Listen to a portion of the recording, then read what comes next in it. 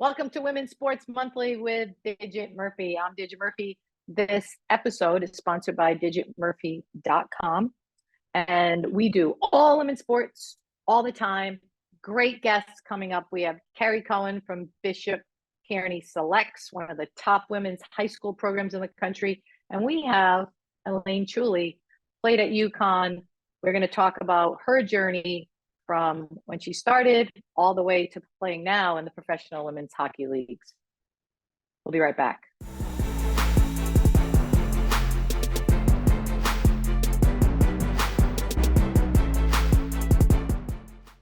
We're all just trying to keep things running for those who rely on us. That's why we don't have time to be sick with the flu. We don't have time for delays. We don't have time for spills. Next. We don't have time for setbacks. Let's be real. Getting the flu shot Helps you fight the flu. Get a flu shot for yourself and those around you too. Each year, there are more than a dozen significant tropical and winter storms that threaten the East Coast. So chances are there will be more hurricanes and blizzards near here again. And between school, sports, and social lives, chances are you won't be with your kids when it happens. Will they know what to do? Ready.gov/kids has all the educational tools and information to make the conversation easy. When the time comes, chances are they'll feel prepared, not scared. So talk with your family today. Yeah! Sam, Elmo! Oh, hey, Julia. Are you ready to play band with us? I'm gonna play my clarinet. And Elmo's gonna play his drum. Drum loud. Oh, well, you know what to do, Julia. Julia knows. With Julia's autism, loud sounds can be too much. But she still loves to make music. Play band. Early screening for autism can make a lifetime of difference. Find out more at screenforautism.org. STEM is precise, no margin for error. Dare to forget that. Dare to have fun with it. Get weird with it. Dare to send those old STEM theories flying past the neighbor's house into outer space. Dare to program something internet-breaking, record-breaking. Dare to blow their minds. Dare to learn the difference between sedimentary and metamorphic rock. Go find those rocks. Dare to keep daring. Dare to STEM. Check out She Can STEM to get started.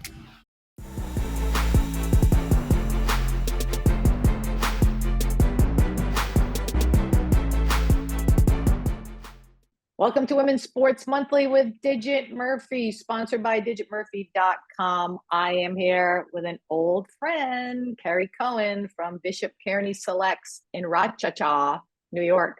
Cari Coen, welcome to the show. What's happening? Thank you. Thanks for having me. Hashtag Intern Nation. Intern Hashtag Intern Nation. Let's go. So Cari, okay, we have quite a history. Okay, or should I say history? That's and we met back in, I don't even know when it was, but we have quite a story to tell our audience with our relationship. You were an intern at national camp. Do you remember what year that was when I was a mentor coach? 2015, summer 2015. Okay. Wow, that was a long time ago. So Cari and I have known each other for this long. And she was an intern, and I had a mentor program. And now Cari has turned into this massively successful coach in the high school realm. And now you run the Bishop Kearney Selects Academy, which quite recently beat Shattuck St. Mary's. So congratulations. Talk a little bit about your journey and let's go. Awesome. Thanks for having me. So, yep, I've known Dig since 2015. I was lucky enough to be a part of the USA Hockey intern group, where obviously learned lots and went through their intern program for 2 years and had a blast. So with that, in my journey of coaching, I had an experience coaching in California for the Lady Ducks, which was awesome. To get my foot in the door. And then I coached at Husak School, started that with Bill Ward. And then I worked with Digit with Hockey China, which was also a great opportunity. And then I've been at BK Selects since about 2018. So the program is about 8 years old. And I've been now here for about almost 7 seasons. So it's been quite the journey. It's been fun to see the grassroots of the players that helped start this program, including staff, to where it is today. So a lot of thanks and, a lot of the hard work and foundation that was laid by them and our staff is really showing to where we are today. And yeah, we're super excited. So I've been in many different positions here. I've coached both teams as the head coach. I've also been an assistant on both teams. I've been the assistant director. I've been the head of Rose Life. I'm now the U19 associate coach with Paul Colantino and the girls director. So I oversee all day-to-day operations from travel, budgeting, to all the things that you can name. So it's been quite a fun journey to see where the program started to where we are today. Well, I'm going to say right now, they seem like they should be paying you $1 million with all the things you just said you do. So we're going to have to talk about a pay equality platform there. They take care of me. All right, good. We need you taken care of because, as everyone knows, it's all women's sports, all women all the time. And women coaches are really important heroes, leaders, and role models for the next generation. And you are definitely a role model. So I want to have you back on the show. I know we don't have a ton of time today, but you have an interesting story about, getting to college hockey. And I kind of I want you to talk about that because there'll be some little girls, and their parents like watching the show, and your journey to college hockey is incredible. So maybe you could talk a little bit about that. Yeah, I'll try and do it pretty quickly. But with that, there's a lot of details that come with it. So try not to shed light on those. But with that being said, I'm from Manhattan Beach, California, Southern California, where I played a lot of sports growing up. The Gretzky era, when he came out to LA, really turned into the boom of roller hockey. And they built a roller hockey rink right by my house in Hermosa Beach, which really got myself and my brother into hockey, the Mighty Ducks movie, things like that. So really fell in love with hockey. It was roller hockey. It was hockey day in, day out. That was the only sport I wanted to play. But I did continue to play the other sports like baseball, soccer, you name it, right? And grew up with 4 brothers, 2 loving parents. With that being said, I went on, played ice hockey, tier 1 level, and played for multiple different boys programs in California, LA Kings, West Valley Wolves, you name it. Had a lot of fun and success with it. I was actually a goalie up until 16 AAA on the boys side my first year, and I was having a lot of fun. But with that being said, I also was kind of getting bored of the goalie position, and I started being introduced to what girls hockey was. Prep schools reaching out to me, hey, if you want to play college hockey, you should go down this path. And obviously I was very new to that and had no idea. So once I kind of figured it out and had a role model of that, started talking to me about strength and conditioning, and then what the process would be to become a college ice hockey player. That's where when I realized I couldn't be in the NHL at that time, I was like, okay, well, let's make this transition. So I actually switched to skating out and tried out for the Cal Selects, which were the premier women's program out in California at the time. I played under Jeff Turcotte for 3 years. He was a phenomenal coach. I remember him. Yeah, great coach, and learned a lot. So with that, obviously went up through the ranks, played, I was actually a forward, my first 2 years playing, or the 3 years I played, for, Cal Selects and LA Selects when they made the transition, and was recruited to go play Division I ice hockey. I was recruited by many different coaches, but the team that I picked was Wayne State, which was in Detroit, Michigan, and it was a Division I school. And in that situation, I needed to, have a scholarship and things like that. So went and played my first year, had an amazing experience. Rookie of the year, rookie of the Rookie team, of the whatever year. you were. Yeah, rookie of the year, did all that stuff. And it was a lot of fun. And then, weeks before we were supposed to come back, I remember waking up really early to go train. And obviously on the West Coast, you get East Coast emails much earlier because of the time change. And I woke up to an email from our coach saying that our program had been dropped and discontinued, and he was going to support us whatever we needed to do. So with that, I started looking again for schools to go play at. Emailed. Did you cry? Were you crying? I'm not a huge crier, but yeah, that one hit home. I'll touch on. No crying in hockey. No, we don't cry. But Navy SEAL. I'm just kidding. So with that, I obviously sent an email within minutes just saying, would love to be a part of your program, those types of things. And long story short, Wait, go back. So this is the best part of the story. You send an email, and in the subject line, it says you want to win a championship or something. Talk about the email. Yeah. So in the email, the subject line was, I want to win a national championship. And though, that was obviously my goal and has always been my goal in any type of sport I played or continue to coach, is obviously to, achieve greatness and things like that, if it's as a player or a coach. But with it, that was the part of the email. I just put, want to be a national champion. And you sent it to every coach. Yeah, D1 and D3, because I didn't know, obviously I know a lot more nowadays compared to what I knew when I was going through that process kind of alone. So went through that whole thing and ended up going to St. Cloud State University and playing in the WCHA. And one of my big draws there was I knew I would be playing against Olympians every day, and I knew I wanted to coach. So, learning lots, if it's playing against opponents or being in situations that I can learn from. So loved it, had great coaches, Jeff Geeson, Jim Fetter, and then a couple different assistants through my experience. But it was a lot of fun. But backpedaling, when I switched to girls hockey at from it would be my second year, U16, part of it was I got the realization like, hey, you're going to play college hockey. In college, you have to be able to academically succeed.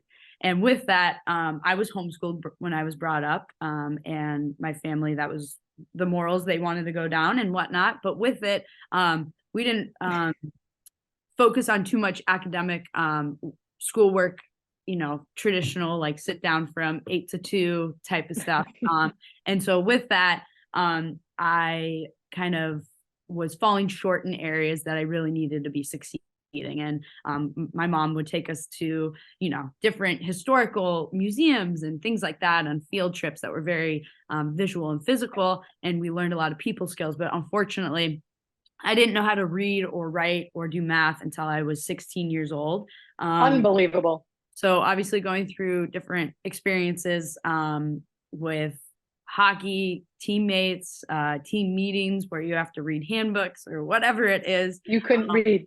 I couldn't read, correct. I was reading at not even a kindergarten level, and it was quite embarrassing. But with that, I definitely learned a lot, and I had an amazing role model that was like, hey, like if you wanna go on in this life, like you have a great attitude, like there's a lot of things you can do in this life, and you would be a phenomenal hockey player and stuff. But if you can't do this, like at the end of the day, if there's going to be a time where you're not playing hockey and you need to be able to do X, Y, and Z, correct? And I do understand that. So I started learning how to read immediately. I went from a kindergarten reading level to reading Shakespeare, Romeo and Juliet in 6 months. Same thing with math, doing plus minus, to now doing algebra, things like that. And that was all part of going and applying to different prep schools that were in the area. And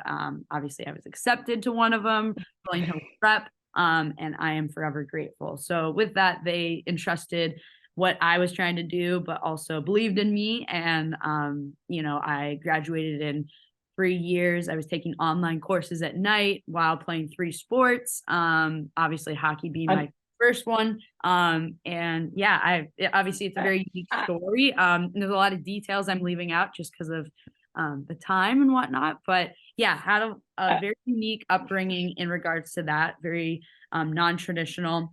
But I am lucky that I did have that upbringing, and I am where I am today because my story is definitely different and unique compared to some people, but with it, I think able to use it and help other individuals that, you know, we coach or we see go through our program, or kids that are looking, you know, at our school that are looking, that might be, you know, going through something similar, but not exactly the same, but I can help relate and help move the next generation on.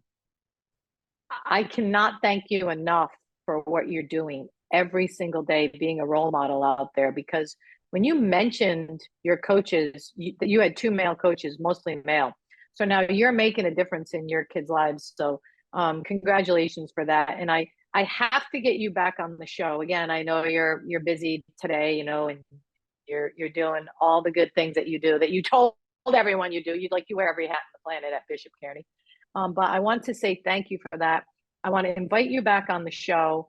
And Cari Coen, how can they get in touch with you for Instagram? Because we got to hear more about your story. Yeah, for sure. So my Instagram handle, funny, I don't know it off the top of my head. It is my name, Cari Coen, but the handle is CLC_28. CLC_28. My initials, That's how you get my initials CLC. _28. And then next time we get on the show, we're going to have to tell them how you met your husband, but that's in another story. But yeah, well, Cari, all right, tell Jakey I said hi. And congratulations and good luck in your success. This is Cari Coen from Bishop Kearney Selects, this Digit Murphy for the Women's Sports Monthly. We'll be right back.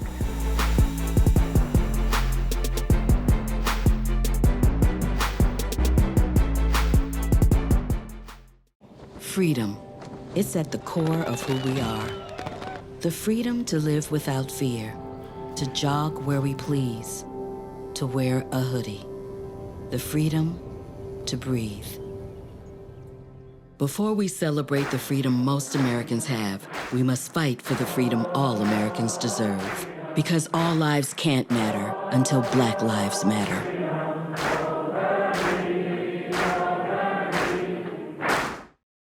What does Habitat for Humanity build? Opportunity, strength, and stability. Home. Hey everybody, I'm Garth Brooks. And I'm Trisha Yearwood. And nothing illustrates the beauty of what we can build together like Habitat for Humanity. In our work with Habitat, we've seen what's possible. In your community and around the world right now, neighbors are helping neighbors build masterpieces of their own. Visit Habitat.org to learn more and get involved today.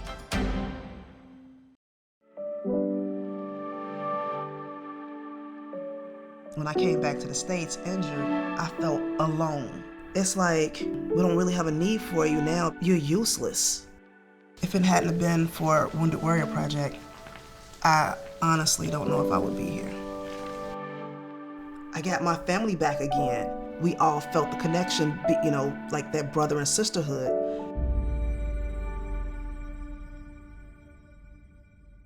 I am what hunger looks like in America. I am an 8-year-old girl who's not excited for the last day of school. Because this may be the last time I'll have lunch. Till September. I am a single father of 2 who works 3 part-time jobs, and that's still not enough to put food on the table. I was created by artificial intelligence from faces of the 1 in 8 Americans who struggle with hunger. Feeding America, 200 food banks strong.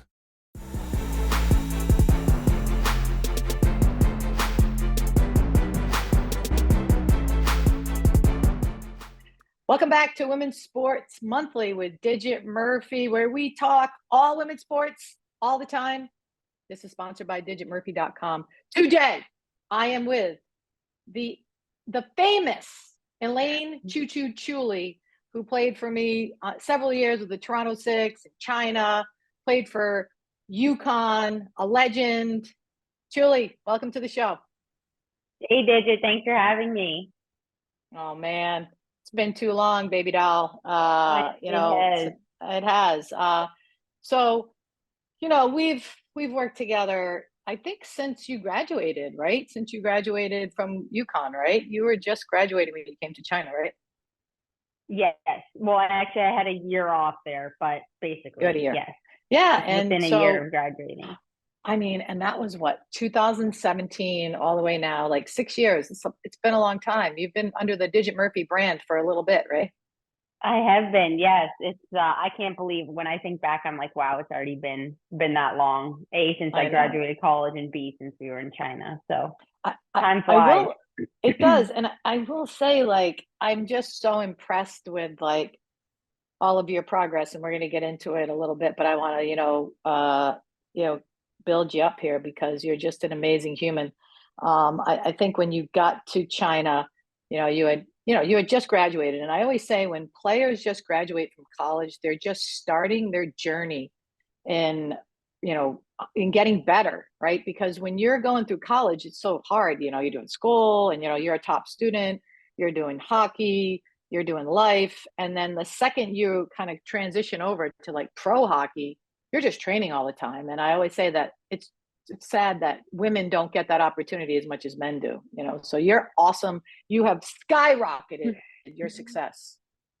Yeah, I agree. I think it is weird. Like, so many females are just done after college, and you're what? How old are you? Like 21? 22. And so many players just get either pegged for the national team or not at such a young age when you're not even at your peak yet. But then players, I mean, financially it's hard too. Like, historically, there's not been a ton of money in it after college. So you kind of just, a lot of girls just stop playing, go get a job. But it's unfortunate because most, no one's really hit their peak yet at that age. So. Well, before we go backwards, I want to stick on that hit your peak, because I mean, I've seen you just transform your not only your work ethic, but your body type, right? And I think a lot of young girls are like, how do I work out? How do I train? So Chuli, what's your secret? Yeah, that's a good question. I've definitely done a ton of different programs over the years. And I think, again, this age thing, as you get older, you've tried more things and you find what works for you and what doesn't work for you.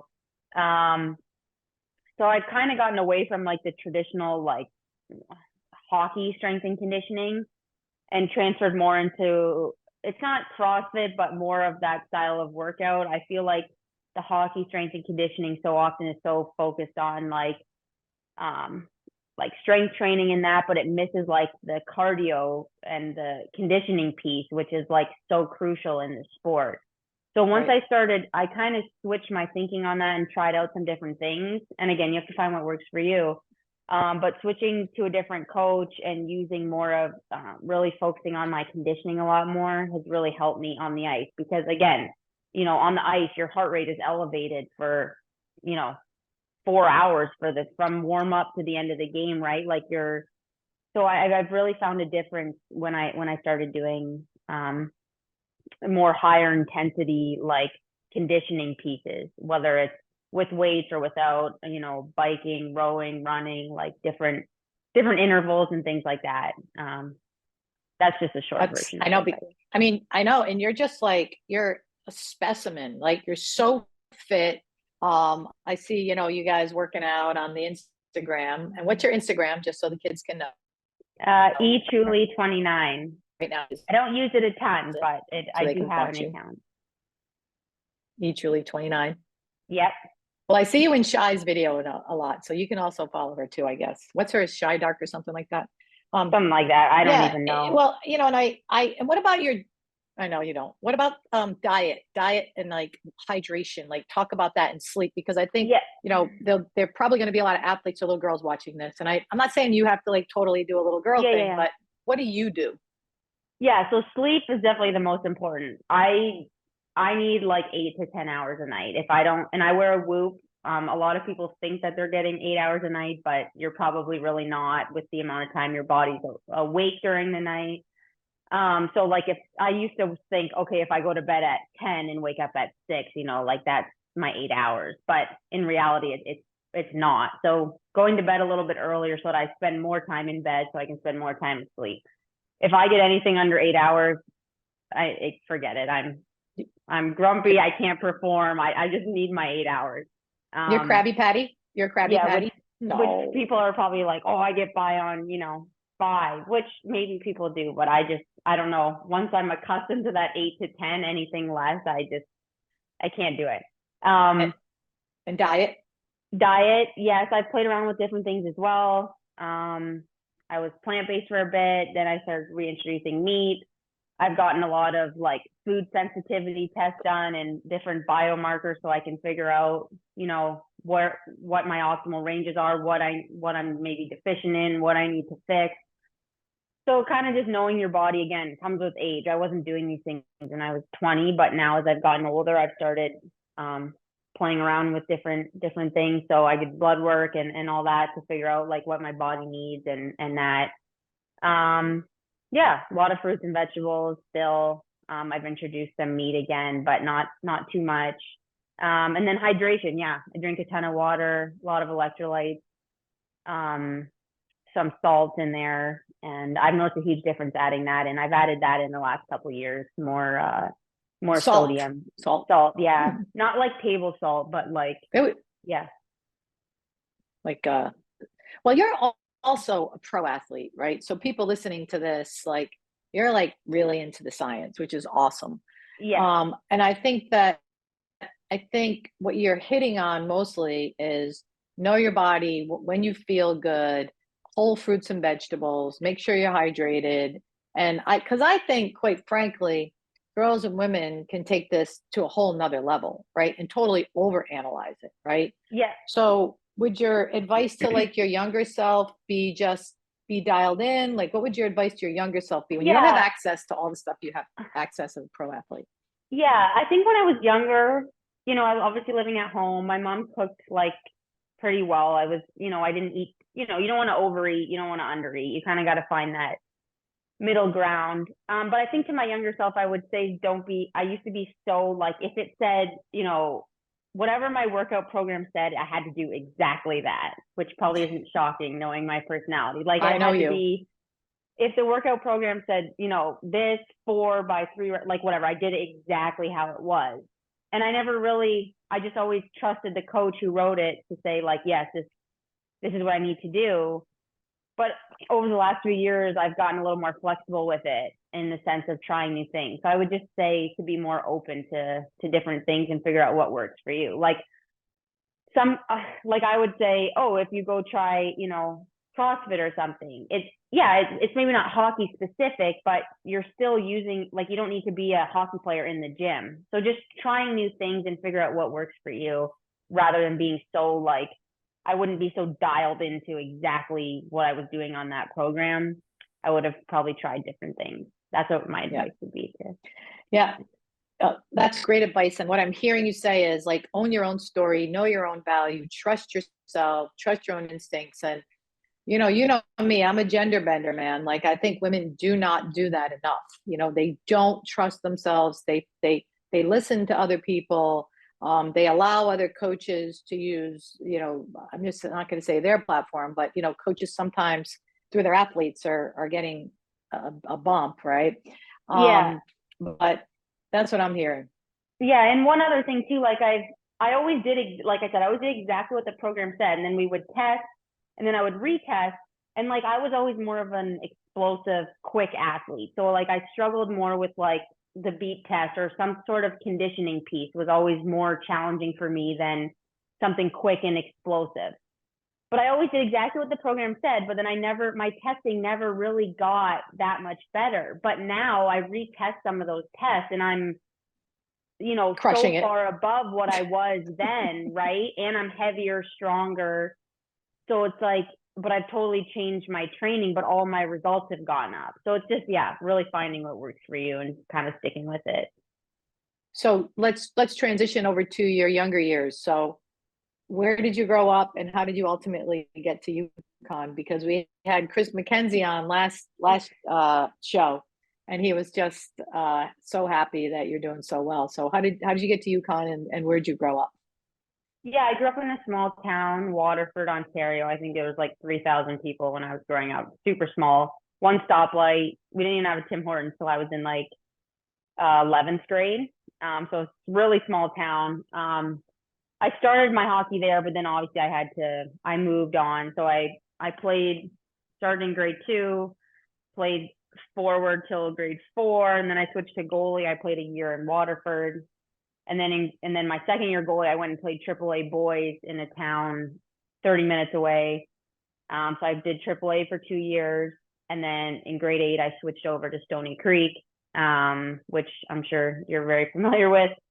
Switched over there, played Bantam a year, 2 years midget, and then 2 years of junior. And then, started looking at colleges and where I wanted to go. And I knew I wanted to do accounting. So that kind of narrowed I wanted a bigger school and I wanted accounting, and I didn't want to have to pay to go to school. So I ended up with it kind of narrowed it down, and I wanted to play. I wanted to go to a school where I had a chance to start all 4 years. Obviously, you don't know for sure when you're picking a school if that's going to happen or not, but I at least wanted to give myself a chance to do that. So. And you started. My friend Heather Lindstad recruited you. Yes, she did. Yes, she did. Yes. Yeah. So I had her for one season. We didn't win many. I think I maybe won one game that year. We definitely struggled, but you're better for it, right? You learn a lot, and you're a goalie. You got a lot of shots. Yeah, and I think in college, I played over 100 games as a goalie, which doesn't happen often, right? So it was. You use it, and it was definitely hard. You're moving away from home, and then you're struggling on the ice a bit, but you learn from it and you keep getting better every year. So, and then you get the call from China, from us, Rob, me. We call you up and we say, let's go on an adventure. Let's go to China. Let's play some pro hockey. Yeah. And I'm, knowing you now, right? And knowing how you're like so conservative and like really like dialed in and focused, I'm actually shocked knowing you now that you went to China. Talk about that phone call. Yeah, that's funny. A few people have also said that to me, that they can't even believe I went. Like looking back on it now. But so after college, I had a pretty significant knee surgery. So I was out for like I took the full year off. And I'd re-entered the CWHL draft. And so I was sitting at my desk in Brantford. I was working at an accounting office doing accounting. And it was like a morning, and I got a text from Hannah Bunton, who I'd played with, in U18s and all that. And she just said, like, I don't even remember what the message said, but I was like, wait, what? And then within like 10 minutes, I was walking laps around the block, around the office, talking to Rob Morgan, because I didn't want anyone in the office to hear, but I like had to take this call. He told me everything that was going on, and it sounded crazy. But anyways, that night I signed the contract, and then the next day I quit my job, and said, you know what, let's do this. I'm going to China. So it was such a whirlwind. It was wild, because even when I got the call, so Rob obviously worked for me. And basically we just took the whole, because there's going to be people that be like, what are you guys talking about China? So for our listeners out there, I was contracted by the Chinese national program in preparation for the 2022 Olympics to assemble some kind of order with the Chinese national program. And we ended up starting 2 teams in China, pre-2022 Olympics. And Rob Morgan was one of the assistants and recruited to play. But the whole kind of premise of this was, let's take women's hockey players one-on-one and teach the Chinese national team how to play hockey. It was a mentoring system. It was a pay equality platform. And quite frankly, our tagline was, let's go on an adventure. And we did. So just talk about some of the highlights, because, I'll tell you, we could talk all day. Yeah, no, I don't even know where to start. You're how was I then, 23, and you're hopping on a plane to China, which just sounds crazy. But we traveled first class, like business class, so that made the 15-hour flights definitely easier. But yeah, I mean, highlights just being, being a pro athlete. Yeah, just training full time. All the resources. Yeah, resources, staff members, ice, it just, we had great turnout at our games. To this day, that's probably one of my favorite rinks to play in there in Shenzhen. How many fans we got and how loud that building was. So yeah, I mean, it's definitely, and then you don't forget all the travel back and forth and then playing. I remember being in some games where I don't even think my eyes were working properly because I was so jet lagged, but you just figure it out. Yeah, you learn how to be a minimalist too, living out of a suitcase for the year. But yeah, just such a cool experience being able to travel over there, live in a different culture, meet so many new teammates with like different experiences, and yeah, something I'll definitely never forget. And I would do it again in a heartbeat. It was an awesome year. Well, you do it again with the right people, because I always say that the people make the experience too. Yeah. So let's just I mean, again, we could talk all day. Let's move on to the PHF and all your success, all the accolades you've won, goalie of the year, players of the game, culminating in the championship. Take us down memory lane when you first got the call from Digit Murphy till the end, as quickly as you can, because we can talk all day. Yeah. Well, yeah, things kind of come full circle for sure. I was in the CWHL for the year after China here in Toronto, and then that quickly folded. And then I was kind of like, okay, this might be it for me. Like, I don't know if I'm going to play again. Things were just kind of up in the air. And again, you're in your mid-20s now. You need a job. And then the call came about this new Toronto franchise in the then NWHL. And I said, you know what, I just said yes, like, let's do it. I think I still want to play. And then looking back 3 years down the road, it was the best decision I made. And I really feel like my game took to a whole new level. Like I said, you kind of start getting into your peak years, and you start, you mature, and you start figuring things out better than you did when you were younger. And yeah, I wanted to win, and we, you instilled that in us, and we had a great culture, and we had a lot of fun, and yeah, it kind of brought my love for the game back again. And then, yeah, I had a good season, not this past one, but the year before, but then came up short in the playoffs. In Florida, we had some sickness and everything, but whatever, we lost. And then I kind of had in the back of my head that, obviously we need to win. And I knew I hadn't, been in the net for a win yet in my career. And that was something really important to me. And this year, yeah, we were fortunate to get it done. And yeah, super grateful for my time in Toronto. Yeah, developed my game a ton. Wearing it for you right here. Yep, I love it. Oh, and then now you're even in another league, the PWHL. And we're not going to get into my feelings on the PWHL shutting down the PHF, because that would be another story. But you are going to play for Danielle Sauvageau, my good friend, and Corey Chevry. I'm picking you guys to win, so don't let me down, because and I'm a pundit and I'm on the radio and I'm picking you guys to win. No pressure. Talk about what that means to you. Yeah, it means so much. Like, obviously, there was a lot of uncertainty over the summer. Like, to put it, bluntly, it was a difficult summer. I had quit my job in June, signed a contract to go back to the Toronto Six for 2 years. And then things kind of overnight literally just blow up. So kind of just staying positive, and I guess, flex and flow, like you always told us, you got to be you got to be adaptable. And yeah, I kind of just, it was hard. I'm not going to lie. Some days you get down and you're like, am I going to play again? And then you're waiting for the draft and you really don't know what's going to happen. So yeah, super grateful to be going to Montreal, obviously playing against them in other leagues. They're always hard to play against, and they always are successful. So yeah, I'm looking forward to the opportunity. Again, I'm just kind of keeping an open mind. I want to play hockey. I want to win.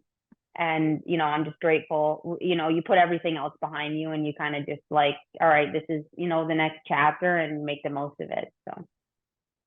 Well, Chuli, I can't thank you enough for all the years you gave me, as a coach, as a sports executive, being in, my life, because I think we all enrich each other's. And I wish you nothing but success in Montreal. You're going to win the cup. I don't even know if they have a cup. They don't even have a name. Like someday I'll get into it on a show with you about what I think about it. But I really thank you so much for being on the show and for all you've done for women's sports, because you're an epic legend. You're a hero, leader, and role model for next generations. You are. So thanks for being on the show. Yeah, thanks, Digit, and right back at you. I really appreciate all the years we've been able to work together and our continued friendship now. So I bet there's more to come too in future years. There's definitely more to come. Yeah, there is. All right. Well, that's it. Elaine, can you again repeat your Instagram handle so people can follow you? Yes, Chuli29. Don't message me on there though, because I probably won't answer it. We know that. Not because I don't want to, just because I don't check it. Well, that's Elaine Chuli. That's a wrap for the Women's Sports Monthly with Digit Murphy. We'll see you next time. Awesome. Thanks, Digit.